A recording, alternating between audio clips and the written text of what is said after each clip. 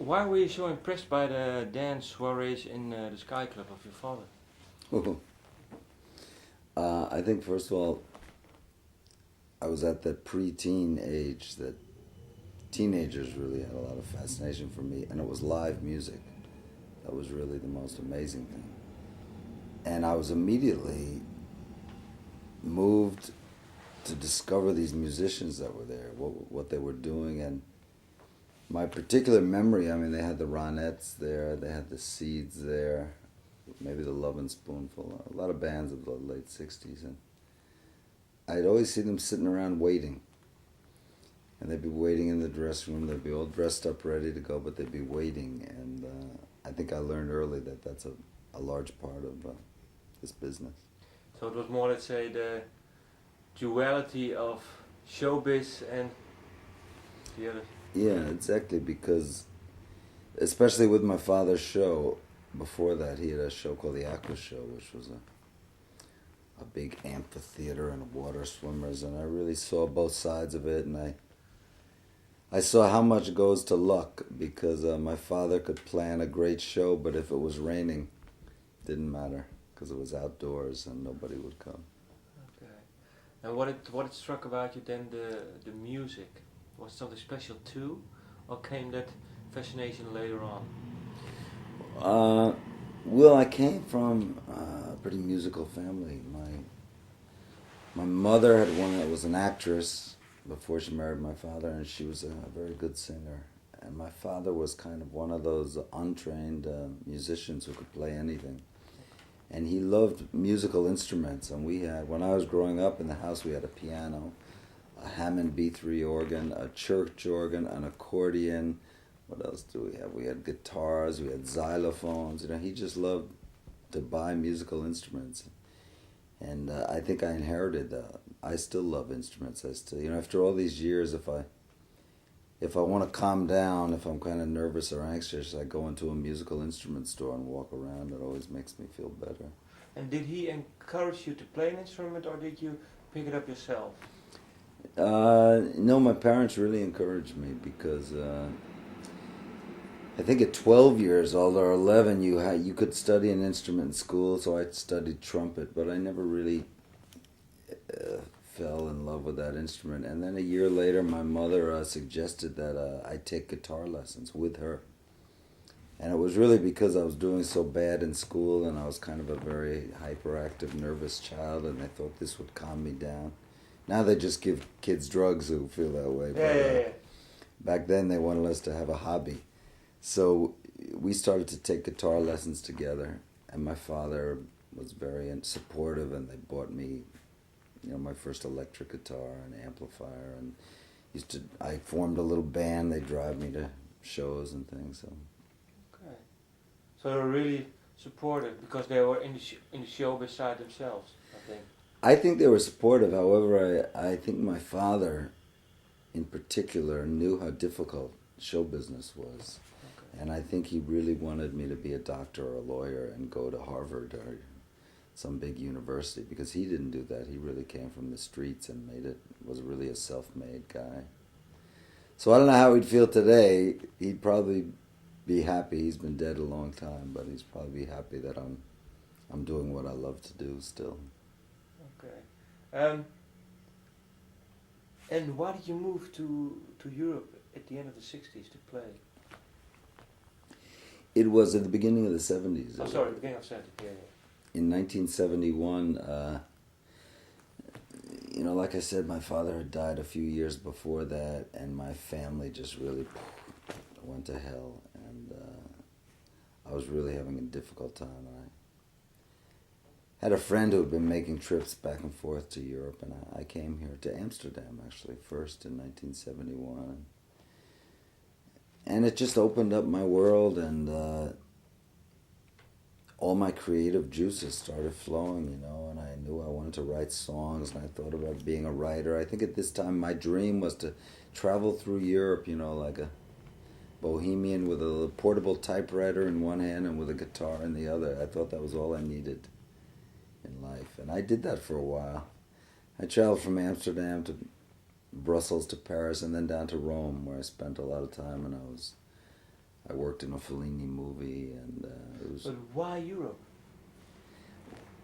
Well, I think I was very influenced by the tradition of the American writers who came to Europe in the 20s, Okay. particularly Scott Fitzgerald and Hemingway, because, gosh, I loved The Great Gatsby, because that took place on Long Island, where I was from, and then I began to learn about F. Scott Fitzgerald, and I found out they all came here to Europe, and then I found about more American artistic expatriates, Henry Miller, and then during the 50s, so many jazz musicians came here, and to avoid prejudice in America. So I guess in a way I wanted to follow that tradition, or at least I thought it was legitimate. I thought it was totally legitimate for an American artist to come to Europe. And how come your music is more appreciated here than in America? Do you know why? Have you thought about it? I've thought about it because a lot of interviewers have asked me that question. I can tell you that one time in a conversation with Bruce Springsteen, he told me that he thought my music was more European than American. Now, I know my roots are totally American, They're blues, they're country, and they're rock, but there is something in the European cultures compared to America. Europe is sometimes more about ambience than it is about action. And there seems to be, I know at least in France, they have a history of singer-songwriters like Georges Brassens or Jacques Brel, or that they take them a little more seriously than they do in America. I think only Bob Dylan and a few others have really broken through, but I don't know, it's just one of those things. Maybe in another life I was a European troubadour, which is... Or maybe in a former life. Former life. That's even better, yeah. That's why you came back here. Yeah, that's why I came back. But something, when I first, I can tell you, just when I first landed at Schiphol, the airport here in 1971, I can still remember that feeling. It just, there's more to life than the Long Island suburb that I was growing up in. Okay.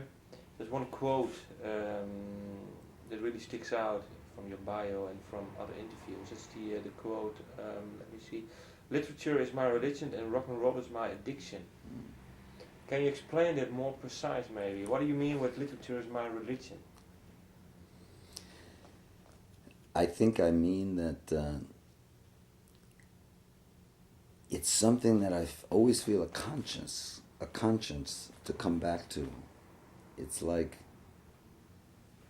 I have a faith in literature, and I have a faith in the healing powers of literature, and I keep writing. I just had a book published in France just last week, in fact, called Poetic Justice, and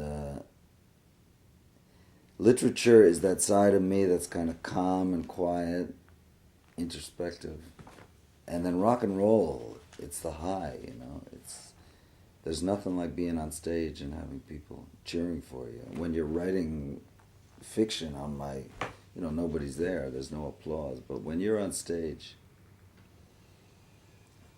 that is addictive, to feel that much love and appreciation, and that's something it's hard to give up, and I think in rock and roll you see that very few people give it up, very few people retire as long as they can still get up on the stage, and like an addiction, the lifestyle has not always been good for me. I know that, and What do you mean? You mean the hours or the drugs or? Well, I would say, first of all, the hotel rooms, like we are here. When you live from hotel to hotel, you basically just learn to organize your life day by day, and then you move on to the next hotel room and you leave everything, your problems behind you. So, in a way, it may stop your sense of responsibility, you know. Okay, And then, of course, when I started in the 70s, you know, there was so much drugs and alcohol. And it's one of the few businesses I know where when you go to work, people offer you a beer. It certainly doesn't happen if you go to work in a bank, you know. no. So, but now, for quite a long time now, you know, I kind of came up the rock and roll mountain in the 70s, and I was looking so hard at the stars, I kind of fell off the mountain, and I didn't even realize it, and tumbled to the bottom, and then I had to find my way back up again. That was in the 80s, I think. That was in the 80s. Those were kind of the most difficult time for me. And now I really put my priorities are the fans, you know, to pleasing the people who come to the show. That's really my priority, and to make as fine as albums as I can make, and to, when I get an idea for a song, I immediately respond to it. I don't let it pass by and think I'll get to it tomorrow, you know.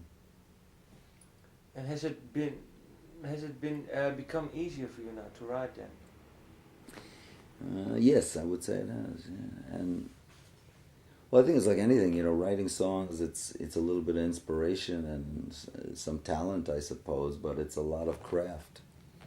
It's a lot of work and learning what works here and how you can, you know. It's building a song is like building a house. You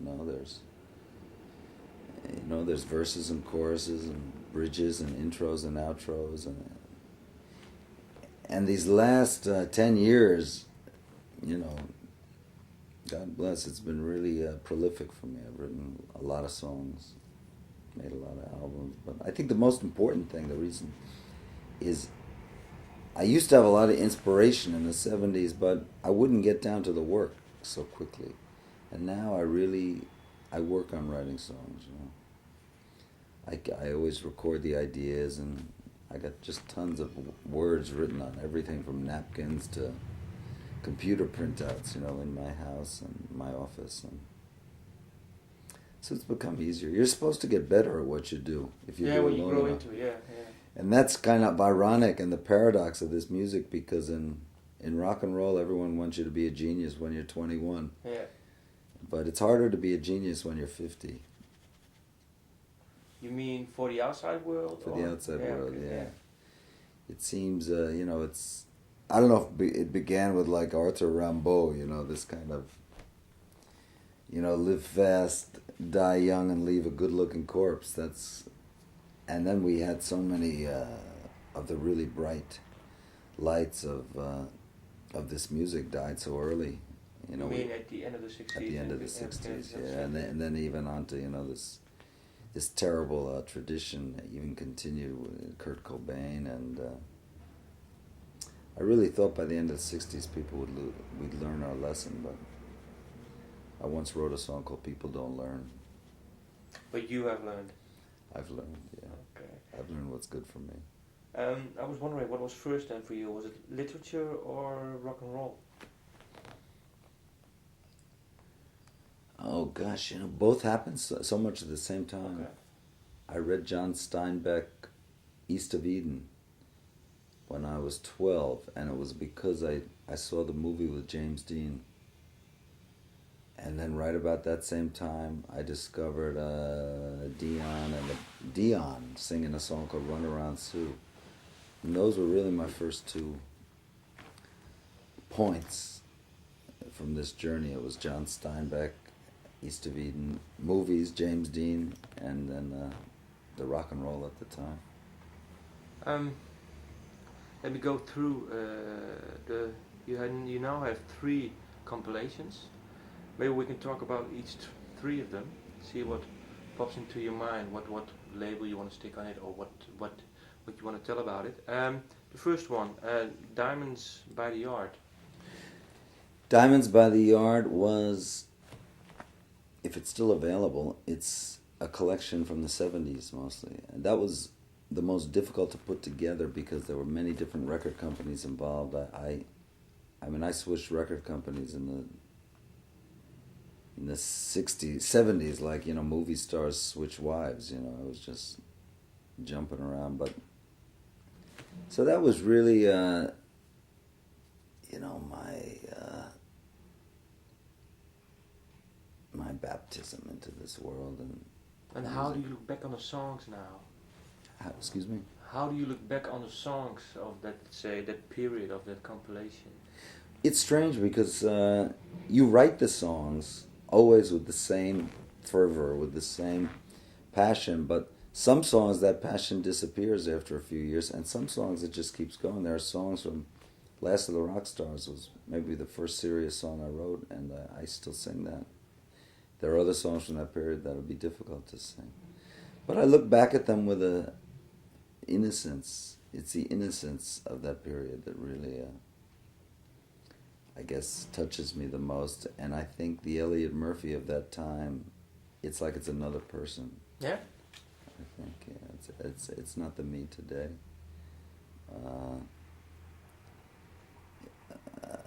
So much happened to me so fast in those years, you know. My father died, I came to Europe, and then I put out this first album, and I had so much attention, you know. I really wasn't able to handle it, I think, really. Lou Reed once told me that it's more dangerous to read your good reviews than the bad reviews, and you know, I was getting yeah.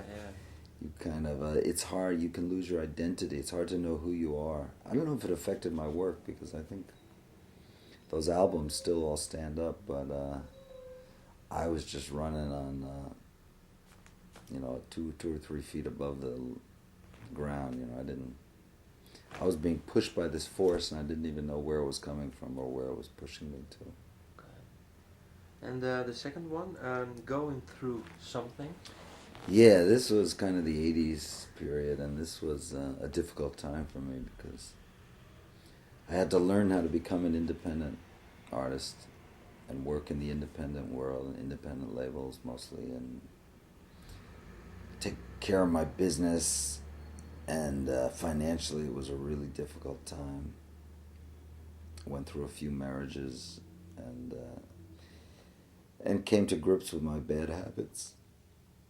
And but also, I didn't put together the songs for that compilation. It was put together by a guy in Texas named Steve Wilkeson, who had a label called Deja Disc, and he picked the songs because that period was so kind of painful for me that it was hard for me to pick the songs. But I guess I was going through something, as the title says. I was.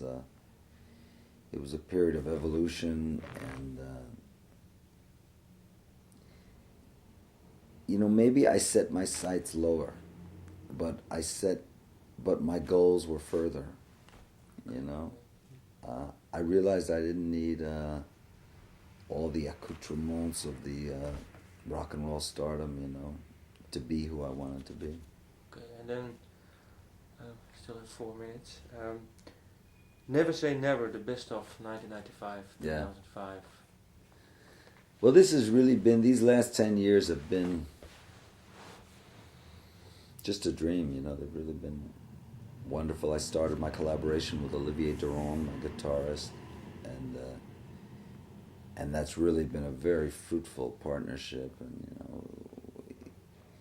you know, it's like Jagger, Richards, McCartney, Lennon, something like that. It's the first time I really had a partner who I could work with, and all these albums from Selling the Gold, April, Beauregard, Rainy Season, Soul Surfing, Strings of the Storms, you know.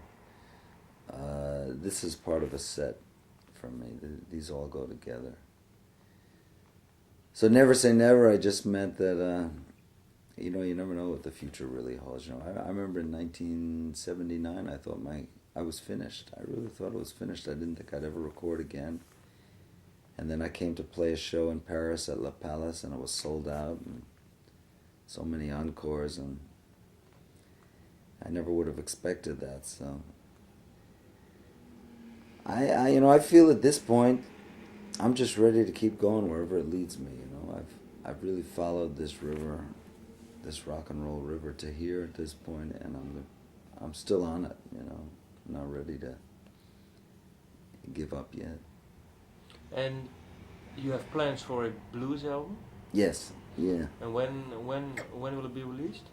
I think that will be released either in the fall or in January. Is it all the songs already written, or? It's well, we're covering quite a few songs because I really feel we have such a debt to the blues, and all those great bluesmen have been disappearing. But I'm so fortunate that I got to see Muddy Waters and B.B. King many times, and John Lee Hooker, so many others.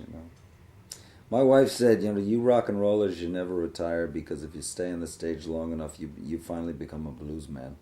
Okay, that's a nice ending. Thank you. Thank you.